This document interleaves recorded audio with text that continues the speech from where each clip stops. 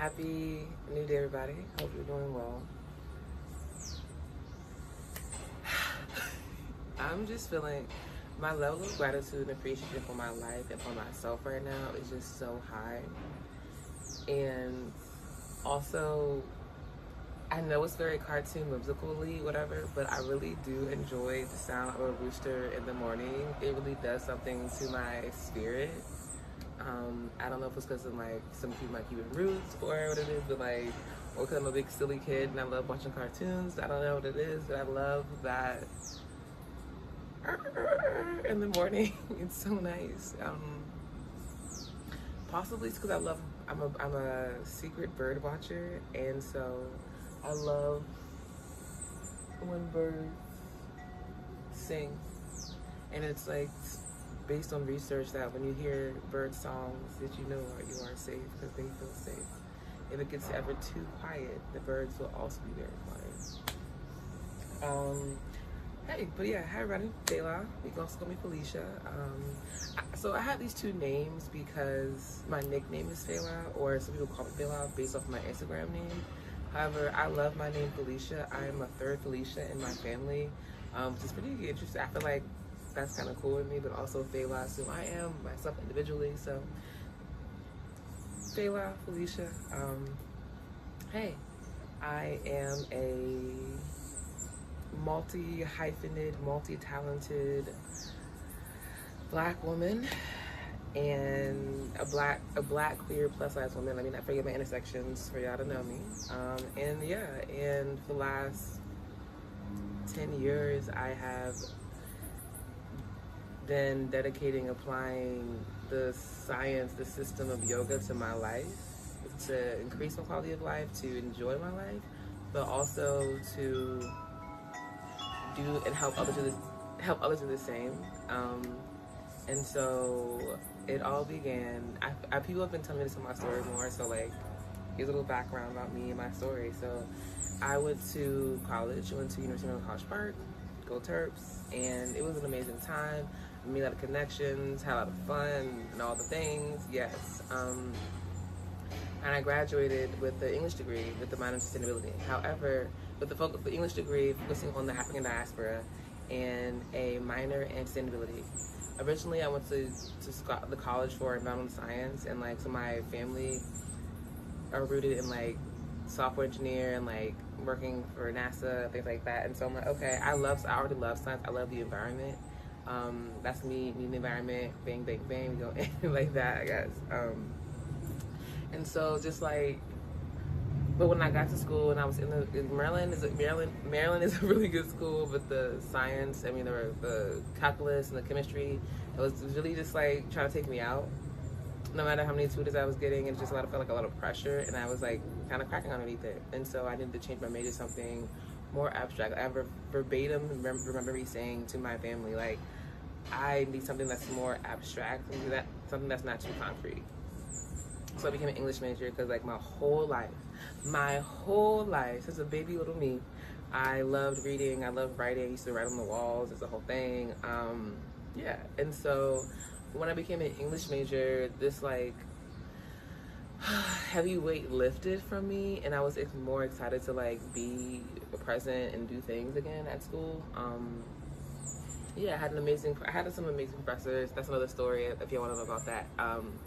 We want to learn about ultimately looking back at that now, I see how all the things I chose and picked as an English minor, as an English major with the African diaspora and with this minor sustainability. Oh my gosh, it's a mouthful. But I could see how the things that I chose during that time really helped me now. So English, I took classes about Shakespeare, poetry, about black literature in the Caribbean, black literature in France. So I was reading like books slightly in French. I was like, or by French authors more so. I can't read, I don't speak French yet, but I'm very much open to a French tutor. Another side story, I went to Amsterdam last year and I met a random woman at a coffee shop, and she was like, are you open to conversation? I'm like, yeah, of course, let's chat it up. And then she's from somewhere in the Netherlands or over in Europe, and so we just talking and like enjoying our coffee. And she ended up giving me this. We were like cracking up about this. She gave me she gave me a child's French book, and she was explaining to me how in the book is a story about this one girl. They call her she's a princess, but she's wearing like donkey skin on her, and everyone like teases her about it, and like donkey skin, and calling her that. I was like, that's so crazy. But then she meets the prince, the story gets better, that whole type of thing, right? Fairy tales. And then I was like, oh, so, because she was saying what things meant in French. So she was saying like, it was like how she was saying like poor girl in French. And I was like, well, how do you say rich girl in French? Because I'm not sure, right? And so pretty much it's just riche fille. And I was like, riche fille? Me? I'm fille. Riche fille? Rich girl? You know, it all makes sense. It makes complete sense, and I loved it. Oh, I don't know if I mentioned it. You're currently living in Puerto Rico. Puerto Rico, San Juan for right now. But back to the story. So, what part of the story was that? College. Okay, college. So after college, after college, I went to this corporate. I had so many plans for myself, but my dreams and what my family was dreaming, there was two different dreams. So I had to let them know, like, well, at that time, I didn't know I could be like, this is what I want, this is what I'm doing.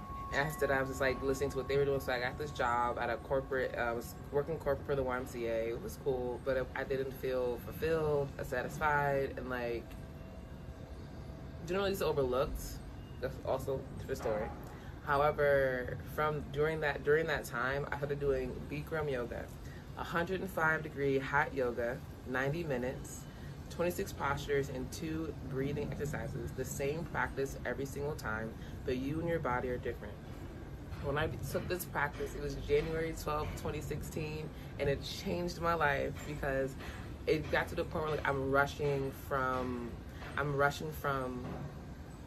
work to get to class, and I was like, okay, 2 is not equaling 4.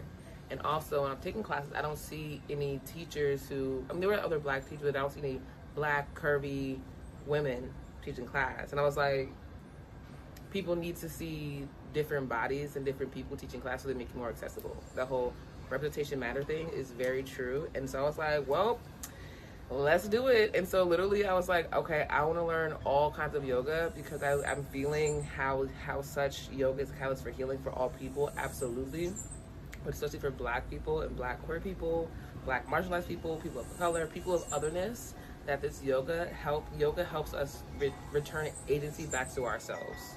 And it's the most beautiful gift that I hope to impart on people when they come to my classes, when we talk about yoga. Like, you have so much agency despite what's being said or seen at the moment. And yoga helps you go from what's seen to unseen by utilizing the practices and the science and the philosophy to do so. Okay, so 2016, January 12th, took my first class. I was rushing to yoga after work. And then after that, I ended up kind of just like soft transitioning and exiting that type of workspace to become a yoga instructor. It took about like a year and some change to like fully deepen it. So like I fully became an instructor in 2017. Damn, I got some more shit. Like 2017, I was like, got my teacher training done, and I paid for it myself, doing a work study program. Work study and karma yoga programs are very important for new beginning teachers, and in the sense of Raja yoga or karma yoga and like giving back, devotional yoga, but also to like be able to like build community, build connections, and like deepen your practices in different ways. So after a year of 2017, I began my Vinyasa teacher training, and so I began teaching Vinyasa yoga. I was doing free classes in DC, all over DC, my friends' houses, my house. I remember one time my friends came to my house, we did class, and we had some spaghetti. What a time. Amazing time. And so then from there, and from there, I just was like, I want to be able to teach Bikram. I want to be able to teach Yin, restorative, and I want to become a yoga therapist. So when I was a baby yoga teacher, baby yoga instructor, there's a difference. Baby yoga instructor, I wrote down a few things that I really wanted to accomplish, like these goals. And you know how people have goals to like, I want to be married by 50, 30, not say 50, married by 30, have my college. Well, I'd never had that energy like that. Mine was like, what is making my heart sing, and what do I want to do that aligns with that? And so this list, it was like, I want to go to Bikram teacher training, which is a 9-week program with Bikram himself in whatever country he is in that's not the US. Mine was in Spain. It's my first time out the country. The first time out of the United States for me was going to Spain to Bikram teacher training to learn how to teach this practice. And I lived in that Spain for 9 weeks in a hotel. Another video for that. And I met some of the most amazing people from around the world. And through that program, I became a global citizen in the sense that I have friends, connections all over the world. No matter what, I can be like, hey, what's up? Can I come to New Zealand? Can I come to Germany? Can I come to Austria? Can I come to Chile, Switzerland, and so on and so forth? But it's just like, I don't, like, I need to sit and meditate about this, because like I really saw something bigger than myself. It was about that life, and I'm just like, okay, I love you, girl. Like, okay, so, and then so essentially, so I wrote down I want to be a Bikram teacher, I want to be a yoga therapist, I want to learn how to teach yoga in Spanish, I want a yoga residency, I want to travel the world teaching yoga. At this point in time, I have done all those things, and so I feel like after I've done everything, I was in an era of what new dreams did I want. That's for another video. And so I did Bikram training, lived in Spain for 9 weeks. Then I did my yin training. Then I did, then I went to grad school for yoga therapy. I did a 2-year program, a didactic year and a clinical year of yoga therapy. And I have a Master of Science in yoga therapy, and also I became a 500-hour registered yoga teacher, essentially. So yeah, big brain, big heart type stuff. And then ultimately from there, and then I also I've lived in a hotel. I had a yoga residency in DC at this hotel called Selena. And I'm right now, I'm just giving y'all a general slight rundown of like my story, the umbrella. And so like I'll make more videos to like share more of my story to hopefully inspire you in your journey to do all that you want to do and can do to enjoy your life. Yeah, and if you ever have questions, please ask. I'll make a video or I'll comment back. That's when I like create this dialogue, because like without the dialogue, we are not together. So that's right, Rooster. I'm so excited. I'm so happy right now.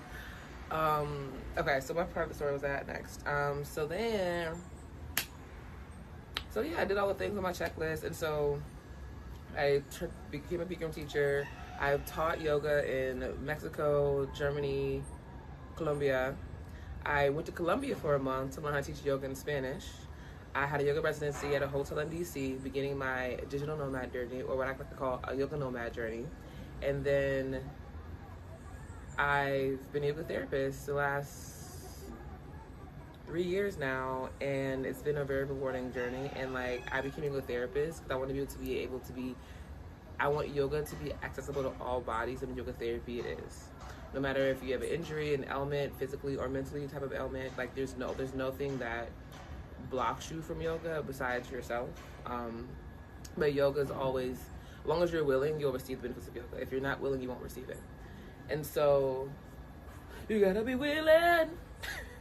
You gotta be willing to receive the magic. And that's with anything, honestly. Just be willing to receive the magic of what you're pursuing will change your life. It can change your life. I think I'm all talked up right now, but I'm so excited to share more about me and my journey. It's been beyond a long time coming, and I'm just so grateful. I'm so grateful. Mosquito, get away. I'm so thankful. And I cannot wait to talk to you soon.